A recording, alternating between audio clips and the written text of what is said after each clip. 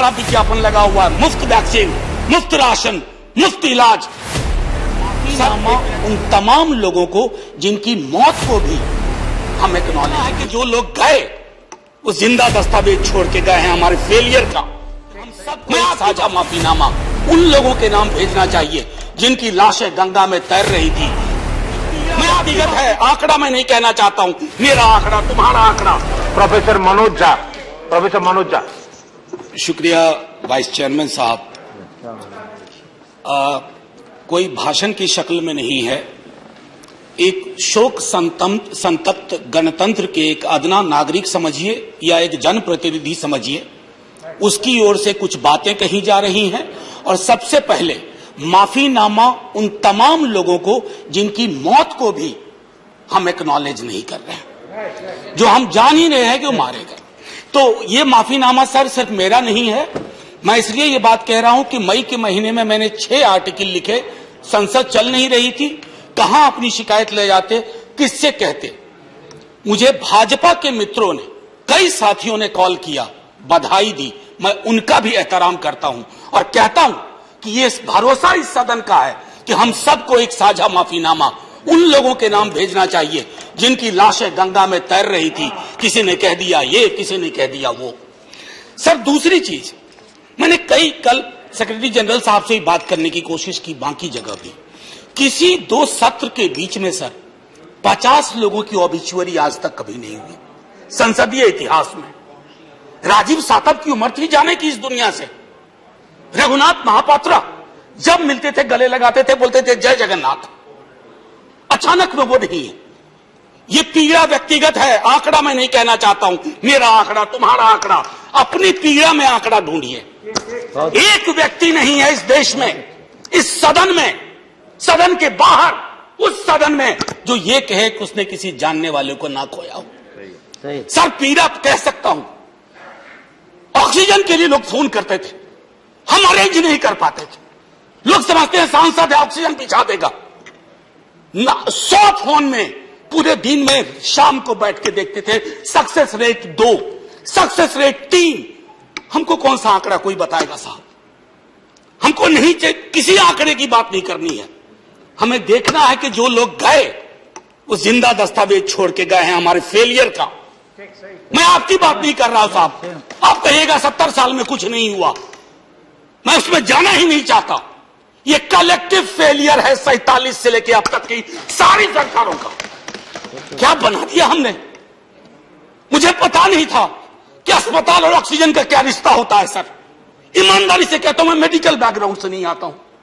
सुबह से लोगों को दिखता था ऑक्सीजन ऑक्सीजन, रेमडेसिविर। मैं तो दवाइयों के नाम तक शुरू में सर प्रोनाउंसिएशन चेक किए कि कैसे उच्चारण करूंगा। ये हालत है। और तब हम आंकड़ों की बात कर रहे हैं, तब हम ये बात कर रहे हैं थैंक यू फलाना साहब, चिलाना साहब।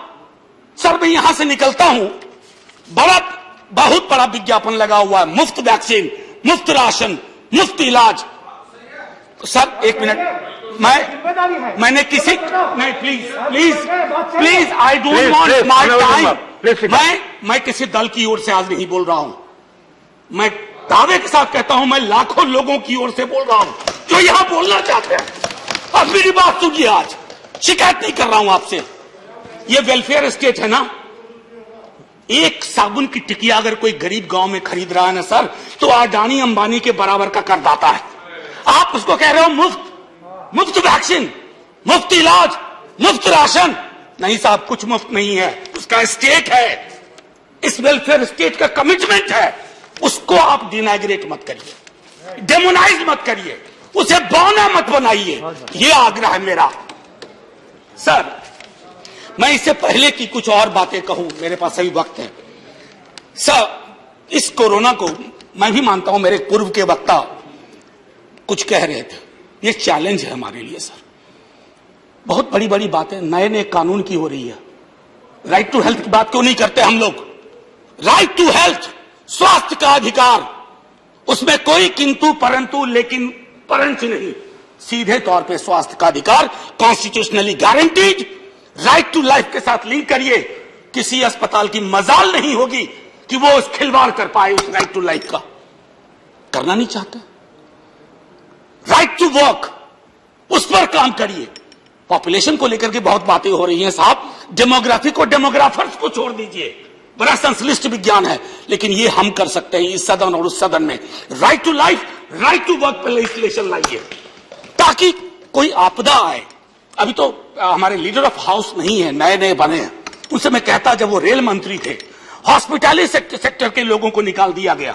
इसी कोरोना काल में मैंने लगातार आवाज उठाई, कोई सुनने वाला नहीं है सर, कोई नहीं सुन रहा। अगर आप सांसद की नहीं सुन रहे हैं तो जो छोटे अदना संविदा वाले नौकरी से निकाले गए उसकी कौन सुनेगा सर।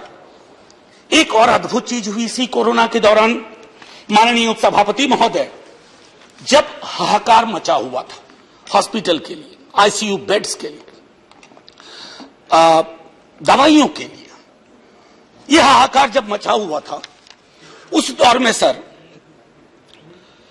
कई चीजें हुई, जिसमें से एक जो महत्वपूर्ण चीज मैं जिसका जिक्र करूंगा, उस हाहाकार में सरकारें, मैं सिर्फ केंद्र को नहीं कह रहा हूं, कई राज्य सरकारें भी नदारद थी। वो 1.5 महीना कैसे बिताया है इस मुल्क ने, हमारे सदन के कोई लोग बड़े मुश्किल से बच के आए हैं, मैं नाम नहीं लूंगा, पूरे देश ने वो वक्त कैसे बिताया है, नाइटमेयर की तरह लगता है सर, डरावना लगता है। एक मेरा स्टूडेंट पढ़ा है, वह 37 साल का, हॉस्पिटल का बेड जब तक मैंने अरेंज किया वो दुनिया छोड़ के जा चुका था। मैं इसलिए बार बार इसको इसलिए ये कह रहा हूं कि इसमें व्यक्तिगत पीड़ा को ढूंढिए, तब हम इसका निदान ढूंढ पाएंगे। मेरी नाव तुम्हारी नाव, मेरा काल तुम्हारा काल, ये तो बहुत कुछ हुआ, इस भौकाल से आपको कुछ हासिल नहीं होगा। सर बस 1 मिनट और लूंगा, जो मैं कहना चाह रहा था। सर एक खत मैंने मृतात्माओं के नाम लिखा था, कुछ कर नहीं पा रहा था, बेबसी में एक खत लिखा जो लोग इस दुनिया से चले गए, उसमें कुछ मैंने सलाह दी थी सर सरकार से। और ये जो उस बीच में कहा गया कि सरकारें फेल नहीं की, सिस्टम फेल कर गया। अरे साहब ये सिस्टम क्या है? बचपन से सुनते थे कि सिस्टम के पीछे व्यक्ति होता है, सिस्टम के पीछे एक संरचना होती है। अगर वो सिस्टम फेल किया है, चाहे दिल्ली में या किसी गांव की गलियों में, तो वहां की सरकारें फेल गई। सिस्टम का नाम इसे मत दीजिए, क्योंकि यही वो सिस्टम बनाते हैं। धन्यवाद। और आप बस आखिरी टिप्पणी करने दीजिए। प्रोफेसर धन्यवाद, आपको ज्यादा टाइम दे चुका हूं मैंने। सर बस 10 सेकंड लूंगा। आज जय हिंद बोलने में भी वो खुलूस नहीं आ रहा है जो आम दिनों में हुआ करता है। मैं सिर्फ इतना आपसे आपके माध्यम से कहना चाहता हूं, मैंने एक शिकायत नहीं की सर, किसी से नहीं। किससे शिकायत करेंगे? आहत हूं, जगाना चाहता हूं स्वयं को भी आपको भी, क्योंकि अगर गंगा में तैरती लाशें, सर जिंदगी में डिग्निटी चाहिए, मौत में उससे बड़ी डिग्निटी चाहिए। हमने अनडिग्निफाइड डेथ को विटनेस किया है, और अगर हमने इसको दुरुस्त नहीं किया सर, आने वाली सदियां माफ नहीं करेगी। आप बड़े बड़े इश्तहार छपवाओ, अखबारों के 4 पन्ने रंग दो, फलाना थैंक यू सर इतिहास को थैंक यू कहने का मौका मिलना चाहिए। धन्यवाद। जय हिंद साहब। अगर मेरी बात से फिर भी किसी को कष्ट पहुंचा हो, मैं उन्हीं लाखों लोगों की धन्यवाद डेड बॉडी के बिहाफ पे आपसे माफी मांगता हूं। जय हिंद।